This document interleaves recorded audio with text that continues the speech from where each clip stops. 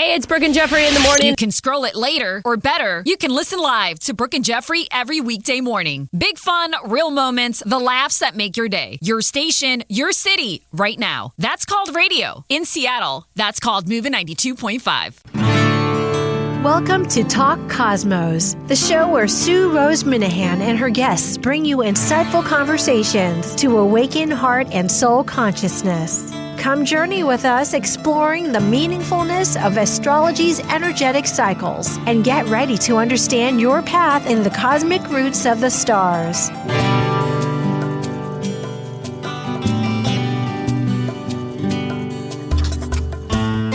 Hello, everybody. I'm Sue Rose Minahan. This is Talk Cosmos, and today is March 22nd. In other words, right after the equinox, because you'll be listening to this today and later. It's all about vibrational astrology and quantum physics, ancients. Vibration is the name of the game, you could say. It is what magnitudes, it is what, I think that's a word, amplifies, resonates. It lives, whether we see it or not, whether we feel it or not, but we do feel it. And it does transpire. So that's all the esoteric added thoughts about this, but it's such a strong time. Many of us are speaking about it, so let's find out what this vibrational astrology wants to say about this equinox starting point at 0 degrees here, north and south hemisphere. Thank you. We are ready now. Quarterly on the third week, an exhilarating Talk Cosmos program embraces the equinox and solstice. The insightful lens of vibrational astrology frequencies reveals the energetic themes for each 3-month season. These individual and collective messages, initiated by the equinox and solstice moments, are supported by spiritually inspired Sabian symbols aligned on a soul and spirit basis. Get ready for our vibrational astrologers as they share this season's wisdom. I'm Sue Rose Minahan, founder of Talk Cosmos since 2018. I'm an evolutionary astrologer, consultant, speaker, writer, vibrational astrology student, Dwarf Planet University graduate, Kepler Astrology Toastmasters Club charter member. I have a fine arts music degree plus a certificate in jazz. I'm an artist, musician, and certified color energy life coach. Especially, I love mythology and esoteric philosophies. And I'm Linda Berry. I hold a professional astrology certificate in vibrational astrology from the Avalon School of Astrology, as well as a Master of Science in Social Work and bachelor degrees in psychology, mathematics, and computer programming. I teach vibrational astrology courses in the School of the Astrology of Vibrational Energetics online. I created Frequency Finder, an add-on to Cosmic Pattern, Sirius, and Kepler software. Frequency Finder provides an in-depth astrological analysis of your astrology chart. As a vibrational astrology researcher, I moderate a vibrational astrology research group, am an international consultant, a published author, and the writer of a free daily blog, the Vibrational Astrology Diary. As an ancient mathematician, Pythagoras' music of the spheres about vibrating stars and planets, the electrical engineer Nikola Tesla said, "If you want to understand the secrets of the universe, think in terms of energy, frequency, and vibration." Well, there you go. We're in the right ballpark, Linda. Hi. Yeah. And I will say to all our wonderful people listening that sadly our wonderful Rob Passetti is stuck in New Orleans because of the TSA crisis that we have, which could be reflective, could be an interesting incubation of digesting. He's been there for days, listening and talking probably with people. But the point is he won't be with us on this particular occasion. So Linda and I will pursue. On we go. And with that, I have a very brief introduction of a few slides before we get into Linda's insightful messages here. But the seasons do occur because of our tilt with just astronomically looking at Earth and the sun's relationship. And here it shows that at that moment, as we orbit around in our path, 365 days around the sun, twice a year, the sun is at noon directly overhead, essentially with the idea that for that period of time, as brief as it is, there's equality. There is a uniform light. But the difference is, as Linda will show, the light shifts, whether you're north or south, whether it increases or not, because there is that distinction. But it does mean equal night. And there's a few times here that it occurs around the globe, because it was a few days ago. And I just wanted to bring up the significance of this for perhaps new people or just for interest's sake. But boy, my frog in my throat. I'm sorry. The Sphinx is one of the hallmarks of when the equinox comes up. And there's a whole list of places. Just Google it. You'll find it. And you can go back to this.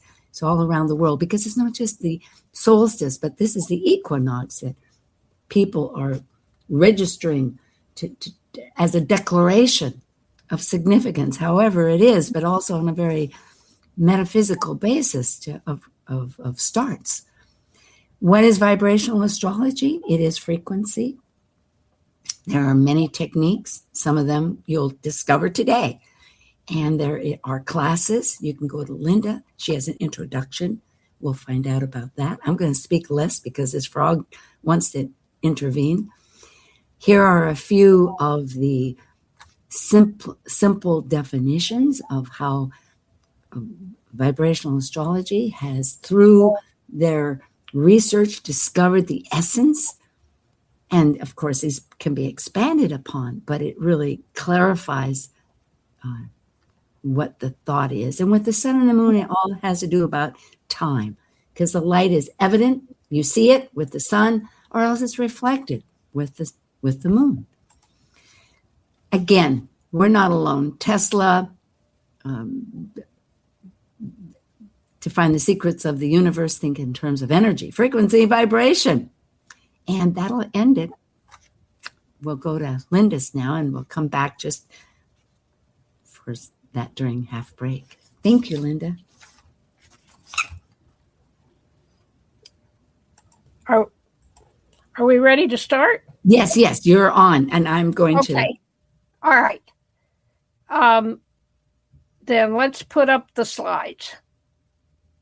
Ones. He just flipped them right to you. We'll have to have a distinction. Oh, here they are. Okay, they are here. Okay. We have the same. All right, the spring equinox.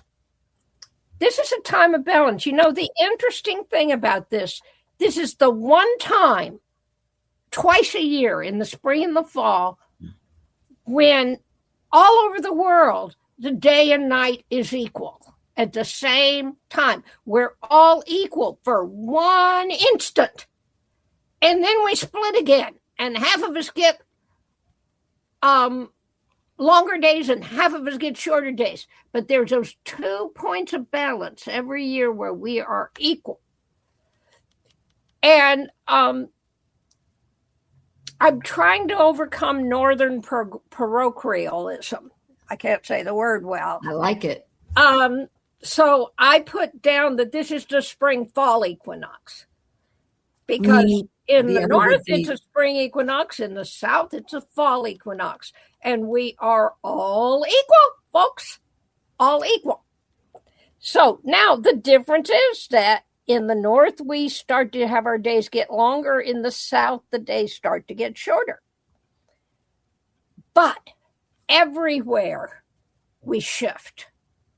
We shift direction at this time. Okay. It's a powerful statement. It lodges. I love it.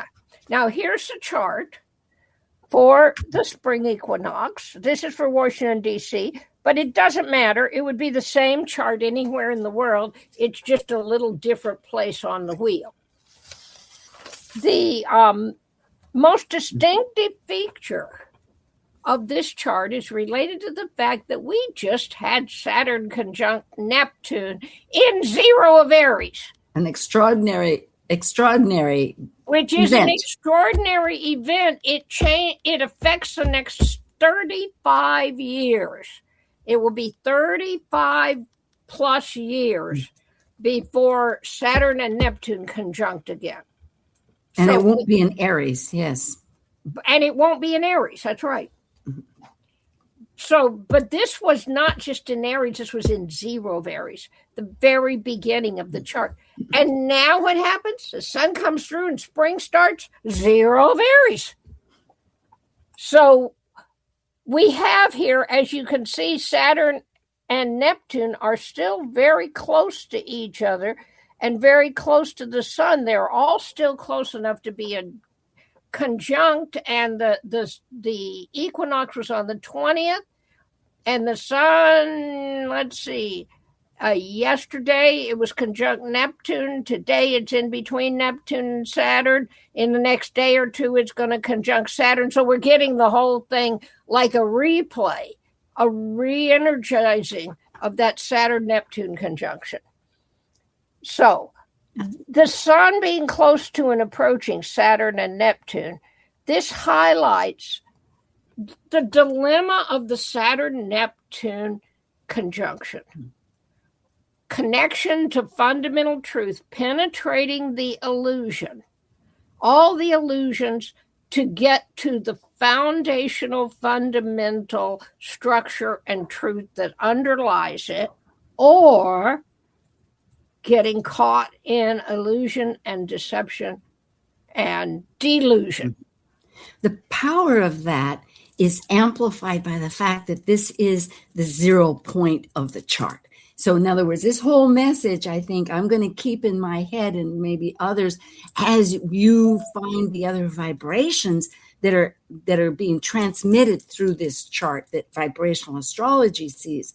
Because on top of it all, that's the goal, is to find out where is the thinking and illusions been, because we all have imagination, but yet what's realistic? What's going to ring? What can we hang on to? Okay, so this is a chart with just the basic 10 planets in there. And pretty standard aspects. I also did the same chart with several of the asteroids, including Eris and Haumea. And Eris is interesting because it's exactly conjunct Chiron right now, and it is being conjunct Chiron for a significant period of time. And that has to do with us focusing in the moment on inclusion rather than exclusion. And Eris is pretty substantial. Indeed. And she's hardcore. And if you don't pay attention to her need for inclusion and you opt for exclusion, it really gets bad. That's all I'll need to say. Well, I agree. It really, with it, one can look at that as to not just external, but internal. What are we missing within ourselves that we're excluding? People often, they don't step up to the table to be a leader, to be within their own community or in their own relationships. And I find that to be significant for people, for oneself, for myself, to realize, what am I excluding? Because, besides the fact of other people's needs and desire, what's important. And I know that you also had, in our chat, you included Pluto there, but I guess you didn't save it, just to bring that. Oh, I missed it on this particular That's okay. page, but the rebirth. Pluto is also there. But the biggest thing, this Haumea, Eris is just doing Chiron and a little bit the moon and Venus, but Eris is not super pivotal in this chart. Haumea is. And Haumea has to do with birth and rebirth and prolific expression And look at how it reaches across and connects to Ceres, Saturn, Pallas, Vesta, Mercury, and Pluto. Now, the most significant part of this is this brown line across here from Haumea to Saturn. And that particular line is a quincunx. And that says that this is our challenge to re-examine our understanding of fundamental truth, fundamental foundation and structure of things. And what's weird is you will see as we go through the different areas, this keeps coming up. In the things we're talking about today, it keeps being reported over and over. And we have this little guideline, I guess you'd say, in astrology. If you see something happening in a chart 3 or more times, it's really, really important. So that's indeed what we're looking at here. All right. So Haumea, rebirth, a call to rebirth, a new sense of what is fundamental, to connecting ideas in a new way, to a new sense of the social impact of our actions, a new sense of care and support for the growth of others, purification of that which is diseased, and Pluto. An obsessive sense that we must be reborn, we must restart things. And you know, folks, this fits with something else. This is a time when Pluto is going through the part of the chart that matched the Revolutionary War. Indeed. Back in 1777, 78, 79, I can't tell you exactly, but right in there. When we had to fight for our way of life, for our freedom. And guess what? It's happening again.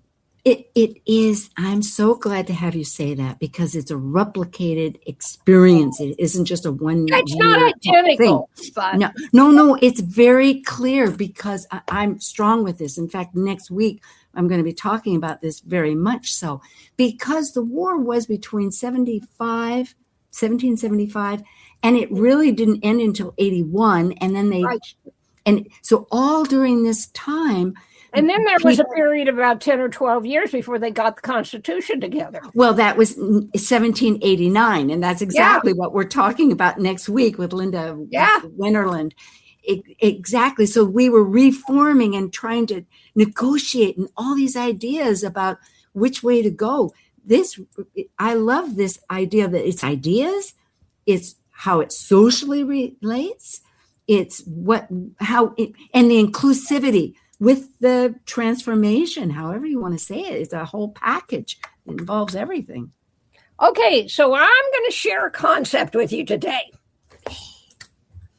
This is an exciting one. When you go through all the vibrations, each planet is in a different place in each vibration generally. And when you make a list of all of them for like 360 vibrations, so if it's 10 planets and 360 vibrations, that's 3,600 positions. Okay, it's actually more than that because we put the midpoints in. But you get conjunctions, folks. And the strongest conjunction, we call these interweavings because they are weavings between the vibrations, connecting one vibration with another, linking ideas together and making them and enabling them to function like a unit. Okay, interweavings. The strongest interweaving is really interesting. It is. You can see it right here.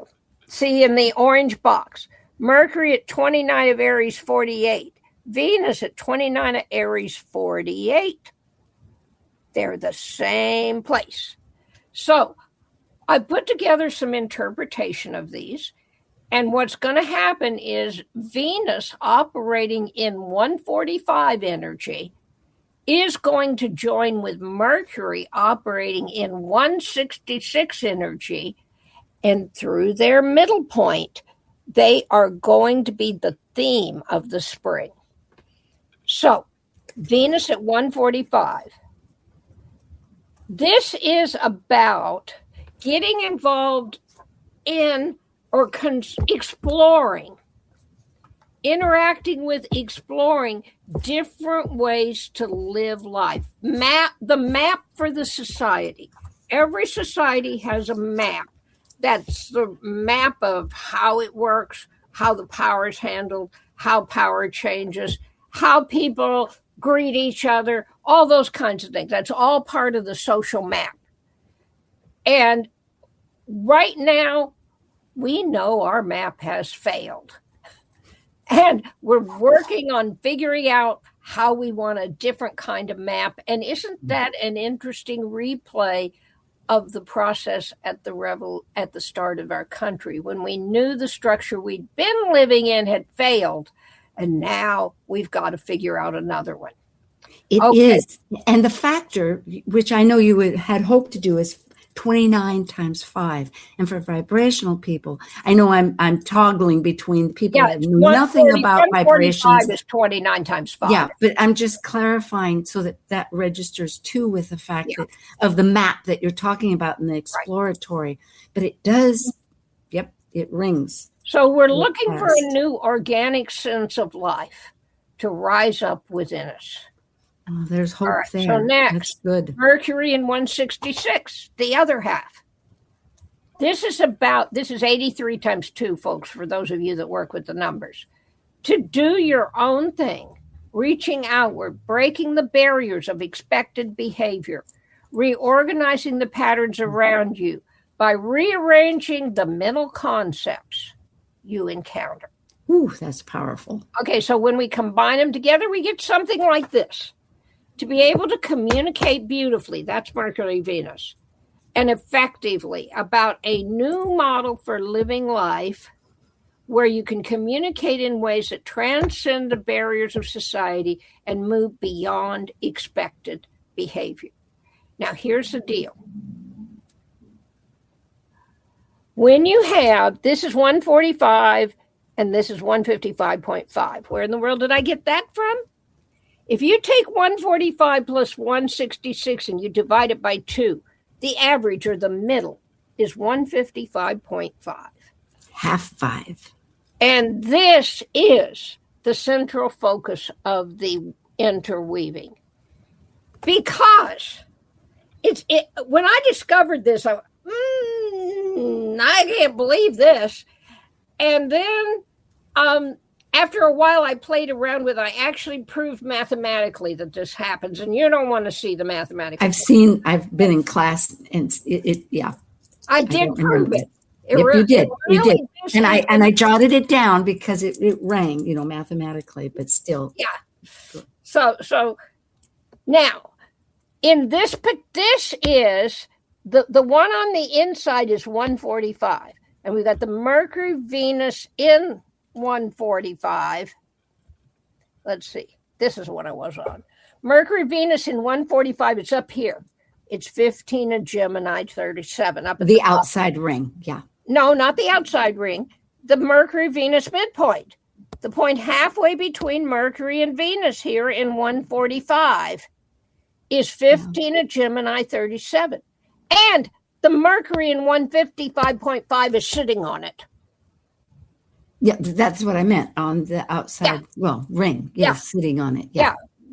I was trying to get them to understand the inside first. That was okay. So communicating ideas that help people operate more authentically as who they are, they genuinely are, by getting involved in another map for living life where you find a new organic sense of life rising up in you. This is the power. Again and again, people have said, rise up. Now is the time to get out of the river. This Hopi idea that gets thrown around of that's where you'll find people, but you have to be yourself.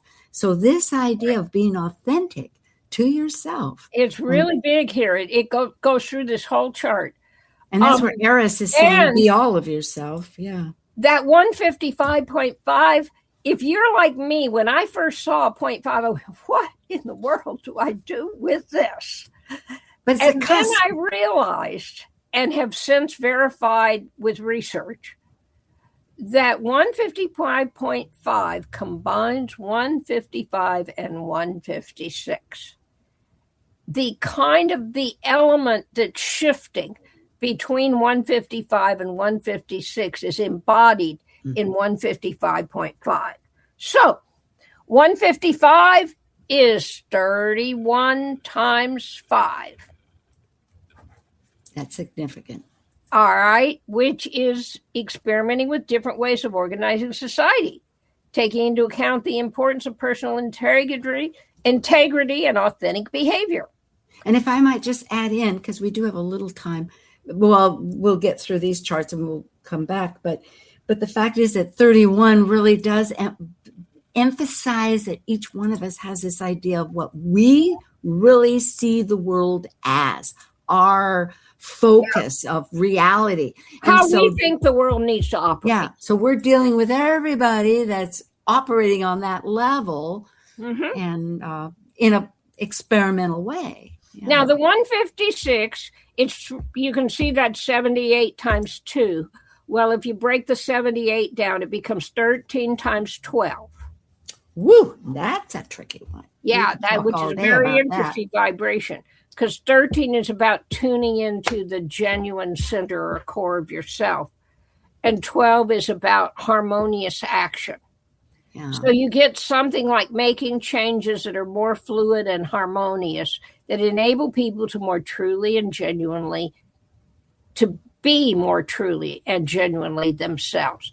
So 155.5, helping people operate more authentically as who they genuinely are.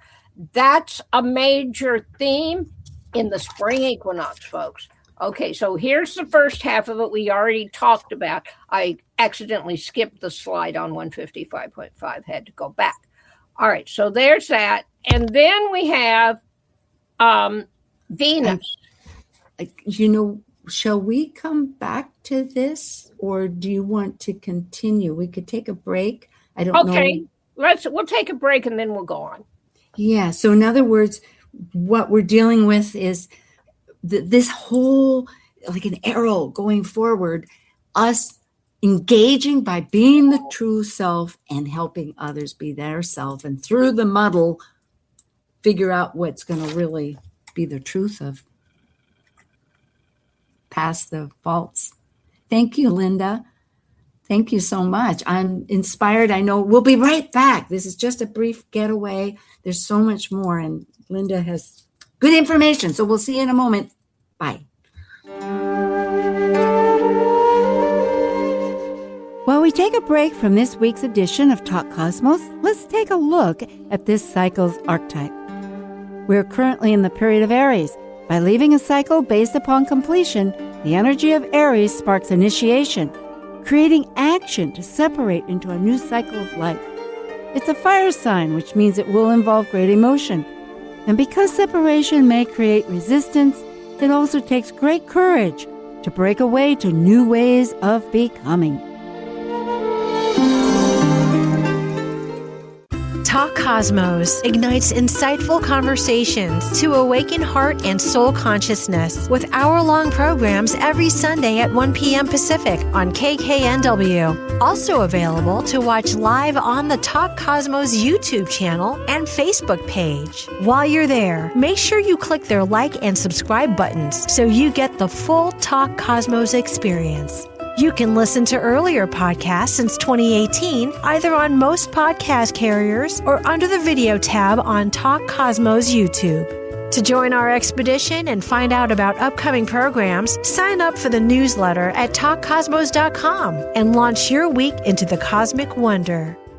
This is Martha Norwalk. Every Sunday morning, beginning at 9 a.m., thanks in part to Natasha Venter at intuitiveclarifications.com, we cover the world of animals. This week, that's an encore presentation. Tune in to hear our last energy balancing show with best practitioner Linda Rasmussen. She took phone calls and helped callers and their animal friends with emotional, behavioral, and physical issues, and you can receive a surrogate healing just by tuning in and following along with her instructions. Martha Norwalk's Animal World, Sunday morning, 9 a.m. to noon, right here on Alternative Talk, AM 1150. You found us.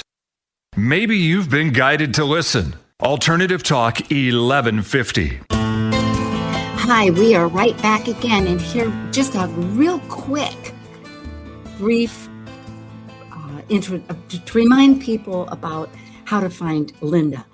And this generally, I'll go into it further, but she does have a school of astrology of vibrational energetics, and her email will go in. Let me just go ahead. It is a school of astrology of vibrational energetics, and she is astrosleuth.org. That's how you find it. Classes always begin in January and June. And her email will be coming up in just a moment. That's here. Linda at Astrological Depth. That's DEPTH. And because she has her free diary that sends out every day about these planets on an ongoing basis. It's fascinating. It's also on Facebook. You could join that way. But in addition, there's a Sabian report that she produces monthly, and it involves the new moon and full moon. However, like this last month included the special equinox, the eclipses, the conjunction with Saturn, Neptune. You know, it never ends. It's fantastic. And there's a lot of insight and education that way, and along with her Sabian symbols. Fractal Cosmos started last year. Linda, I don't know it. That's our Vibrational Astrology Conference, and it is online at this point.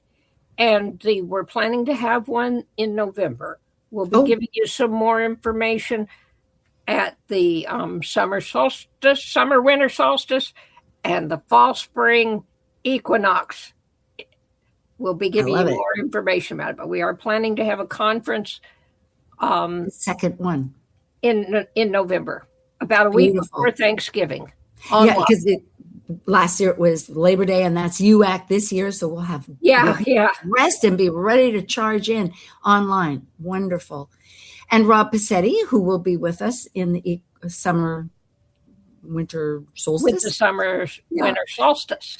And this is weekly. I have different events. These are just highlighting a few. And of course, Linda and Rob were together with me just a month ago and really gave wonderful messages, vibrational messages for this conjunction with Saturn Neptune. So check that one out, if nothing else. And coming up next week will be one with Linda Wenderlin, and we're focusing on just what Linda brought up with the Congress Constitutional on March 4th, 1789, that's earmarked and set us off on this new constitutional focus that we're having. So that's all I have, and I am finished. Back to there. Okay, yes. And let me just say one more thing before we start back into this. I do have a class for new students. It's starting the 1st of June. So if you would like to know more about that, or you're interested in possibly learning more about vibrational astrology, then you should contact me by email. Okay, now we were talking about how these midpoints happen with the 155.5, the middle vibration. And going on here, additional vibrational influences. These are significant patterns in the natal chart that are actually in a particular vibration. And a lot of times they kind of line up on top of each other and they carry a particular significance. And one of the ongoing themes this time is 31 is about your idea about how the world should operate, how things should be ordered and structured. And that's right there. One of the strongest energies in the natal chart is this pattern that has to do with organizing our society. And here we've got spontaneous insight about changing the way society is organized based on a compulsive referencing of past events and how they relate to the present. That's exactly the situation. And with the moon, looking at the past and the emotional context of it. Yeah. And every email you get, every dynamic here is that. Yeah, it's all right there. Now, if you see this, see how this pattern is set up. This is a natal chart, the pattern in the natal chart. That's strong. Here's the pattern that lays over it. They've got a common moon, Venus, Pluto, which is a compulsive sense of the importance of past ways we've operated, like the Constitution, maybe. Yes, and Congress, so right? This is working with others cooperatively, because 31 times 8, to achieve change in the organization of society based on an attraction to the beauty of past concepts. Now, that's one of the two patterns. The other one is with 119. And as you see, this is another big pattern that's happening in the chart. Now, the interesting thing about these is both of these involve Moon Venus, which I think is really interesting. Moon Venus seems to be very important, this sense of the beauty of something with a long history. We have our dreams. We have our ideals. Right. when you think of all that, that's what. And we have the dreams and the ideals of our country, whichever country we may be in. We're having to look at whether we accomplish those dreams. And the hopes that our life will be unified in a cohesive way, whatever that might be, on a safe basis. Mm-hmm. Now, again, we have two levels of this. This is the first level, the 119, 17 times 7, and here is 17 times 7 times 2. And what this involves is other people's situations impacting you deeply and working to help others to be more successful. That 17 is really relevant. That's about the experience other people have in their life, the story of their life. And you think about the ancients. That's how stories were how people understood life, and the word keeps getting passed down. So that's integral in people. I have it strong in me, so it seems like, of course, that's everybody. But I do think society on a whole. So what I'm getting at is that it's internal with 7. So we're really...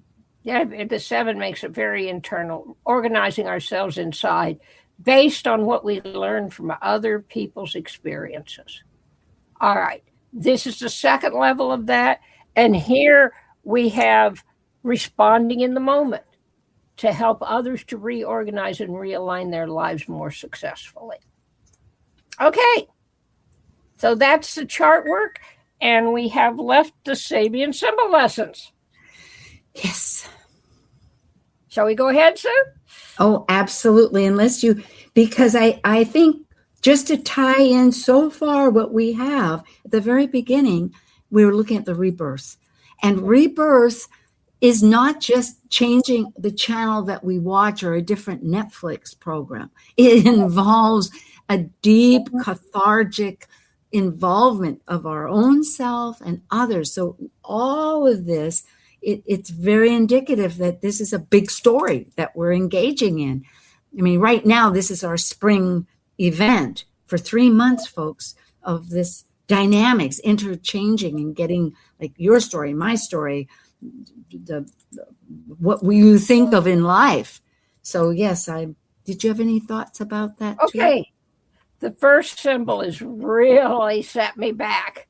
All right. What I do for the spring and the fall and summer and winter, the solstices and equinoxes. since the sun is always at exactly the same place. All right, to get a message, I look at the distance between the sun and the moon. And the distance between the sun and moon is 20 degrees and 31 minutes, which becomes 20 of Aries 31 or 21 of Aries, which is a pugilist entering the ring. And folks, a pugilist is a fighter, a boxer, a wrestler, something like that. It's that whole thing of entering that ring to have a contest. Thank you. Okay, so this is about feeling a strong sense of yourself as a person who's willing to stand up for yourself and fight for what you know and believe in, no matter what the opposition. That encapsulates. I just could not believe that this was the symbol we got for the spring equinox. Expresses very well exactly what I was expounding on. It's that these energies.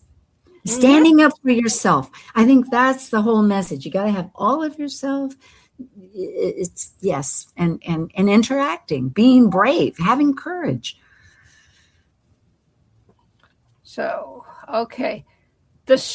Remember, this is the personality, the most behavioral level. The soul level, what's happening inside of us in this process. A sculptor is the symbol. It's 27 of Sag. Ooh, that's the galactic center. Exactly. It's on the galactic center. Oh, wow. You are working on cutting away the dross and revealing the true essence buried deep within yourself. The sculptor, taking off the stuff that doesn't need to be there anymore so you can get to the beauty. Or you are being locked in rigid shapes that obscure your true evidence and doggedly hanging on to those patterns, expecting change without any effort on your part. Well, I think this idea of being that sculptor, bit by bit, letting it wash away, adjusting to the moment, understanding what it's really responding with inside and around you. It's a lot of work, but it's revealing. You can operate and function instead of always being, That's powerful. Okay. So that's the second symbol. And the third symbol, the spirit level lesson. A woods rich in autumn coloring. You're quietly considering who you have become, reflecting on, releasing and letting go of all superficial aspects of yourself and displaying the flame of spirit within you, letting it shine unclouded and clear. Or you can focus on superficialities and watch them die and feel like you're losing everything. It's a process. I think, in a sense, that's what happens until you realize, hey, there's another side of this. Yeah, 18 Scorpio.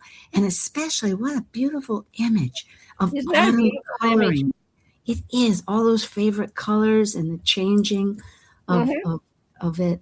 It's and you think when you think about that, in the summer, all the trees are green. And in the fall, that common greenness disappears and the individual beauty of each tree appears. Ooh, I get the goosebumps. Distinctive shades of beauty, because even in a particular species, the individual trees will be a little different in their coloring. So you get this shining through of the flame of spirit within you, unclouded and clear. So we are being challenged right now. What this means is we are being challenged to let go of all the trivial stuff and let shine the true radiant beauty of our spirits and souls. It really is a process of seeing your attachments. I find attachments very sneaky. it's very easy. Just take an article that you might have. Like, for instance, I have behind me Athena that was my dad's. And I latch into a lot of certain meaningfulness of that. But push come to shove, that's just a symbol and of Athena. I know that may not be the best example, but the point is that as you start letting go and realizing what the attachment, what is it really looking at? What is symbolically behind it? We can begin to weave through and simplify to get down to what is fundamental. Okay. And what I did here is I collected the positive expression of the three symbols to show the opportunity to, okay, I wish I knew how to make that disappear for a bit. You went back, that little thing yes. that moves the slides. It gets right across what I'm trying to see. Yes, I understand. Not for me, but for you, yes. Right. Okay, but here's what we have. To feel the opportunities are to feel a strong sense of yourself as a person who is willing to stand up for yourself and fight for what you know and believe in, no matter what the opposition. To work on cutting away the dross and revealing the true essence buried deep within you. And I have to go back for this one, to quietly consider who you have become, reflecting on releasing and letting go of all the superficial aspects of yourself and displaying the flame of spirit within you, letting it shine unclouded and clear. So this is the opportunities for us to connect in with ourselves and show the beautiful light that each one of us carries. The pitfalls. One is to fail to effectively defend your point of view and have to deal with the consequences. Two is to get locked in rigid shapes that obscure your true essence and doggedly hang on to these patterns expecting change without any effort on your part.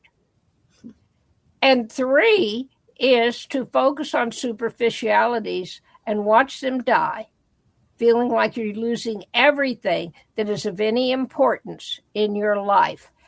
And the thing is that the true essence is still there, but you're looking at all the things that are leaving instead of the beautiful things that are core that you still have. And you're feeling like you're losing when you're actually gaining a true perspective on yourself. Hopefully this, stay with that. That's beautiful. Oh, I love these pictures too. Okay. So that's the slideshow. And no, we have time. We still have 5 we have a few minutes left. So let's go back here and look at this one. Okay. This is the one where I think we can get additional information that's useful. Haumea was Saturn. Let me talk about Saturn for just a minute, since we've got a couple minutes here to go over something. Yep. We do. Saturn gets a bad rap. And sometimes Saturn's really hard to deal with. But Saturn is about cutting away all the superficial, trivial stuff and getting down to the foundation, the core, the real depth and true essence of things. And the thing is that sometimes that feels like you're losing everything because we get awfully attached to those things that are stuck there on top. Mm-hmm. What this is telling us here, and this is one of the big lessons of the spring that is focused here, is this is Haumea circled in blue down here, and Saturn up here And they are in this big brown aspect. That's a quincunx. And the research we've done has indicated that the quincunx is about learning how to develop something inside of yourself. In transits like this, it looks like it has to do with adjusting things. And what this is telling us is we need to adjust our understanding, have a rebirth of clear understanding of what is the essential depth and truth at the core of life, at the core of ourselves. What makes life work right, folks? And this is, we need to have a rebirth of understanding of it. That's what that's saying. Well, just shows such as this help illuminate that. And I think interactions, I'm just thinking what people can do, like a takeaway, besides educating yourself and just becoming aware that, yes, what you see is what we're actually experiencing in the world, and to define it, to recognize it. But beyond that, it is interacting with those people that you have commonality that you can learn to let go of, or learn to re-express, or, to develop this whole organic way that we're being compelled to discover, to reinvent, to purify. Okay. And let's see here. Yeah, growth is. Go ahead. Yeah, we've got that. We've got Ceres, which is a new sense of our responsibility, of the social impact of our actions. That what we do is not just about us, it ripples through society. And Vesta here. Vesta is really interesting because our research showed that Vesta is about purifying, about cleansing, about getting out the, you could say, the corruption, the disease, the toxicity, getting that out and purifying the system. Now, you have to be really clear with this, because if you try to purify the wrong thing, you mess everything up. That's alchemy. It sounds like, what people are talking about. Purification is very important, but you need to purify in a way that releases and cleanses things and brings about more good behavior. You don't want to purify in a way that's harmful. And that's very capable of being harmful. So that's a good distinction. Go ahead. Yeah. It's most valuable. About how things are happening, not just what's happening, but how it's happening. And I love the palace. Palace in our research proved to be about working to help develop those that don't have, or that are like maturing, like children or people who haven't learned everything. Then it's this almost nurturing kind of development where you actually want the person that you're working with to get better than you. That combines with all this other energy, that it's not me, it's we, it's the greater good. It's us as part of the cog that makes the gear shifts with everybody work. It doesn't lose your individuality. It enhances and brings the best out, but it's not all about us. It's about that exchange. It's a balance, folks. There's a lot of stuff here that implies an awareness of our impact on others. But there's also, in the spring, there's also a strong energy toward being able to genuinely be who you are, develop who you are, and express that within the social context, and for us all to be open and accepting enough to let people be real and to still love them. That's right. We have our foibles. Perfection is just, but I'm thinking of a garden. It is spring, at least up in the northern hemisphere. And even in the south, down below, we've experienced summer as it's going and it's moving on, meaning that there are plants that shade, are big and shade those plants that need shade. And there are plants that strive up to find their spot in the sun. It's a time of independence to find your people and speak within and produce. Thank you, Linda, Barry. Folks, remember her classes are beginning, and this is really an adventure of thought that she works with David Cochran with this great vibrational astrology. It's nothing new, but it's like it is new. Thank you, Linda. Maybe we'll think of another time between now and winter. Let's see what summer holds, the next phase of the process. But remember, folks, repeat these. Look at these. This is the time, and I wish everybody a bountiful growth within and without. Thank you for joining this vibrant and insightful conversation on Talk Cosmos, the show where Sue Rose Minahan and her guests awaken consciousness by connecting heart and soul consciousness patterns with astrology's energetic cycles. Be sure to tune in next week, same time, same place, to continue your journey through the roots of the cosmic pathway.